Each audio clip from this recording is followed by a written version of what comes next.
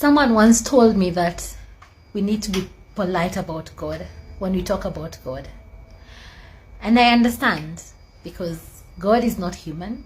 God is God at the end of the day. But then I look around me and I see how we hurt each other, how we disrespect each other, how there is nothing like politeness towards each other, we as humans. And I remember that we are created in the likeness and image of God. And I wonder, the wars that are going around, which is a result of the hate that we have towards each other. God teaches us love. Is this the love that he's been teaching us? We are supposed to be polite towards God. Truly, God is divine.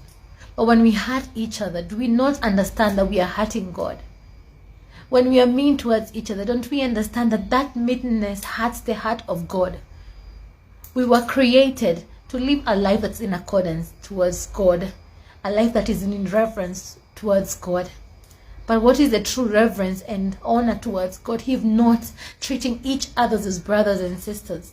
The greatest commandment remains that love God with all your heart, with all your mind, with all your strength, with actually everything that you are. Then the second greatest commandment is that you love your neighbor as yourself.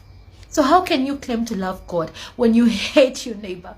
How can you claim to love God when you're impolite to your neighbor? How can you claim to love God when you're mean to your neighbor? How can you claim to love God when you don't care about anyone apart from yourself? Where in this world is God in your heart when you know that he deserves all the glory and all the honor, but at the same time you will not honor your fellow human being?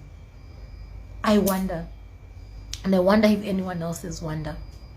I'm talking from a point of heart where someone knows that God should be respected, but he's not a respecter of man.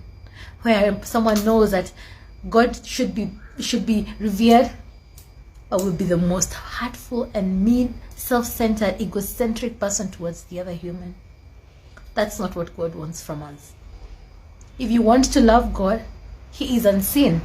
First love your fellow man who's seen. Then you can love God who's unseen. My opinion.